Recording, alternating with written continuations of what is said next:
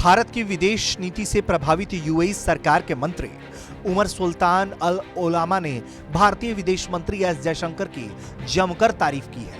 उनकी तारीफ में जमकर कसीदे पढ़े। ओलमा ने कहा है कि दुनिया में छिड़ी जंग के माहौल में जिस तरह से विदेश मंत्री एस जयशंकर वैश्विक मंच पर भारत का पक्ष रखते हैं, वो उससे काफी उत्साहित है।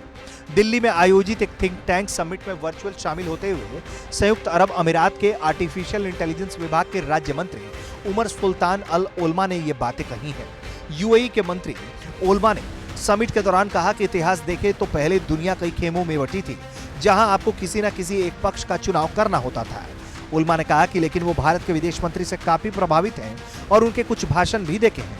यूएई और भारत को लेकर एक बात साफ है कि हमें किसी पक्ष को चुनने की जरूरत नहीं है। यूएई के मंत्री ने कहा कि अंत में भू राजनीतिक कुछ पक्षों के सर्वोत्तम हित से निर्धारित होती है, लेकिन दुर्भाग्य यह है कि अब यह मॉडल मौजूद नहीं। आज हर एक देश को अपने अपने हितों के बारे में सोचना जरूरी है। यूएई के मंत्री उमर सुल्तान अल ओलामा ने कहा है कि अगर यूएई आज भारत के साथ काम कर रहा है तो इसका यह मतलब नहीं है कि हम अमेरिका के साथ काम नहीं कर सकते।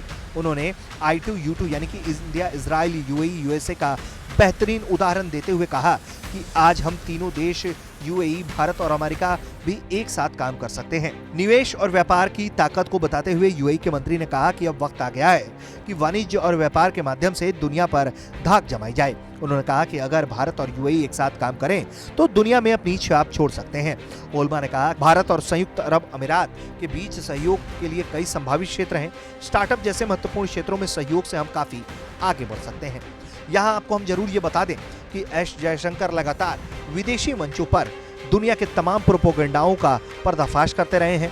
भारत के खिलाफ जो कैंपेन चलाने की कोशिश की जाती रही है, उसका भी पटाक्षेप करते रहे हैं। यहाँ तक कि रूस यूक्रेन वार में भी लगातार भारत को रूस के खिलाफ स्टैंड लेने के लिए दबाव बनाया गया।